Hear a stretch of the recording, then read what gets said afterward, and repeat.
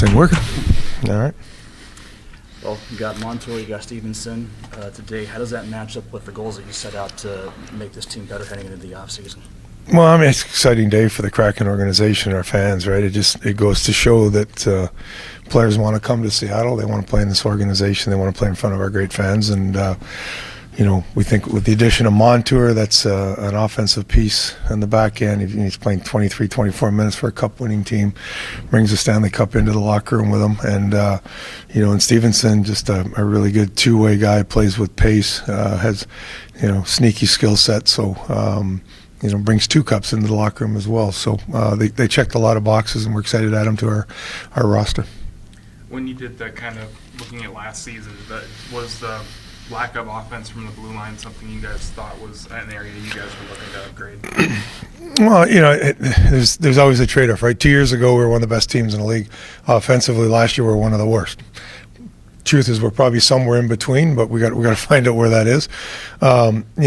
Defensively, last year, we were ninth best in the league in goals against. So, there's things you're looking to try and do and try and tweak. I think he'll help with our power play. We got Dunner and him now in the power plays, and Riker's a possibility as well. So I think that helps.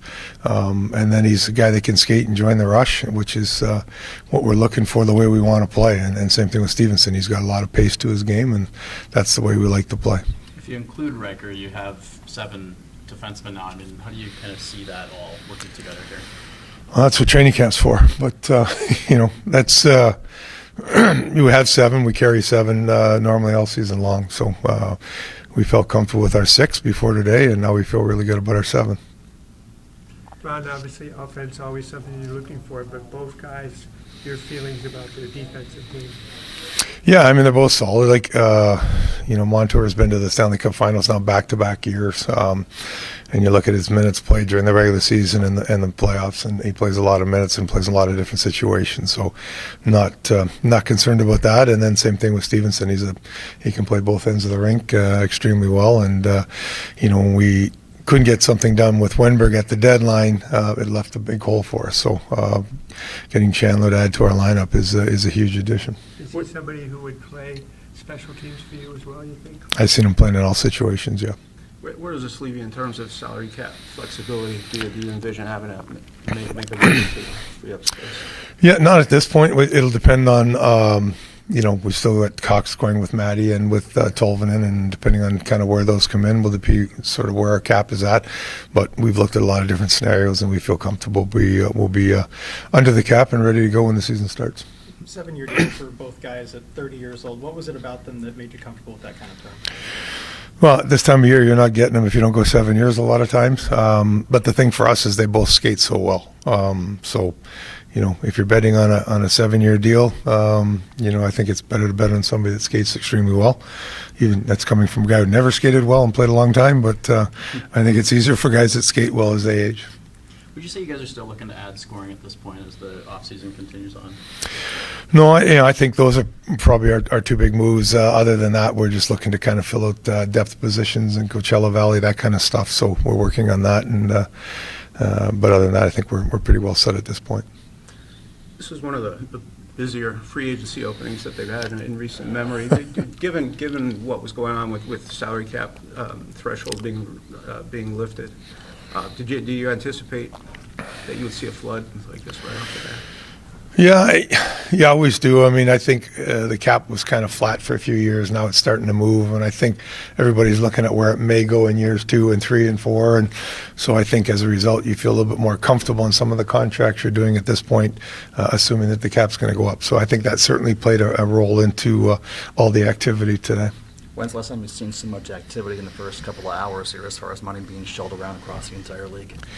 Yeah, I really wasn't watching it early. With Montour, we actually had permission from Florida. So, but with Stephenson, get on the phone with him right at 9 o'clock this morning and tried to convince him that this is the place he should be. So I was busy doing that. Well, everything else was going on those first few minutes. But it's an exciting day, and there's a lot of money being spent today.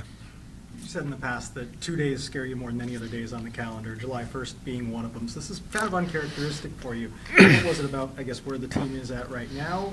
Kind of do something so uncharacteristic, and was there any maybe pressure from ownership to contend right away? No, I mean, ownership has always been from day one.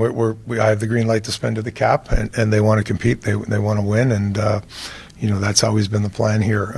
We tried to manage our cap, as well as we can. We got to the point this year where we felt these were two players that we needed in our lineup to help us be successful. It's the first time I've ever done 7-year contracts. It's the first time we've ever put signing bonus in my 8 years as a GM. So there's certain things that we did that we don't normally do, but I think coming out of COVID, things are going to change a little bit, and this is kind of the start of that.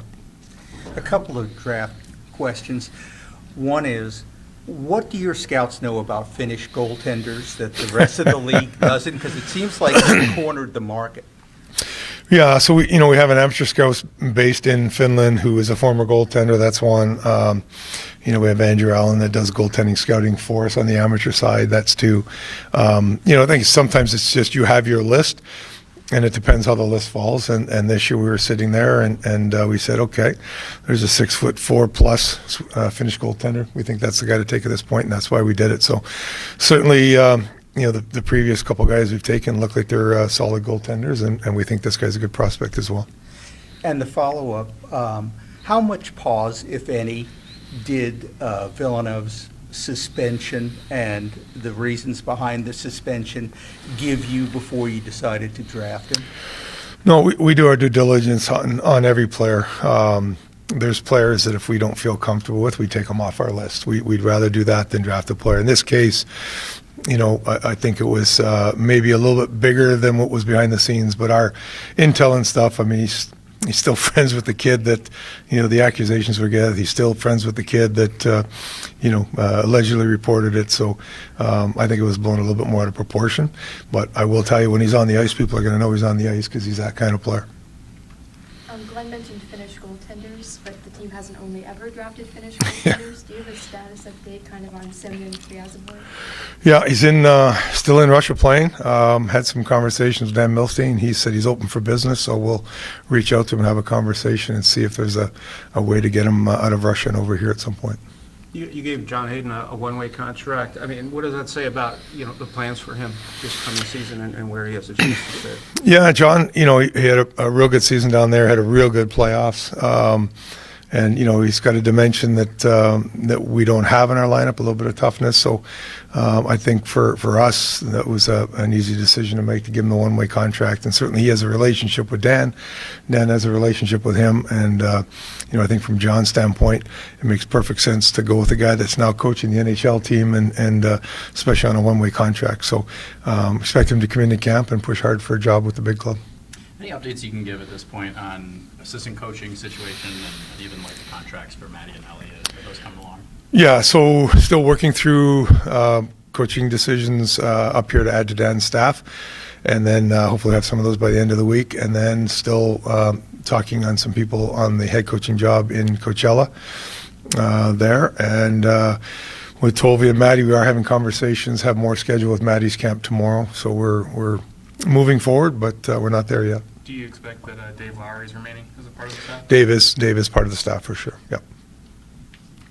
With speaking of goaltending, you brought Stezka back for Coachella Valley. Kind of how do you feel that position for you guys now with Joey and Phil up here and Coco maybe coming over from Yeah, so Joey and Gruby will be here. Stezka will slot in as our number 3 as a starter in Coachella. And then Coco will come over next year. And we also signed Victor Osman, the free agent goaltender, this past year. And we're looking to re-sign Jack LaFontaine. So those will be the 6 guys in our system. The key with both Coco and Osman is we want them playing. So, if Ellis is getting the starts and they're sitting there, we'll probably flip them out back and forth with Casey and Coachella Valley just to make sure they're playing hockey, because that's the most important thing for those 2 guys at this point. Is there any trade protection on the Montour Stephenson deals? Yes, they both have no trade protection in the contract. It's full early in the contract, and then it drops to lesser amount as the contract moves along. All right. No, thank you. Thanks, Ron. Appreciate it. All right, no problem.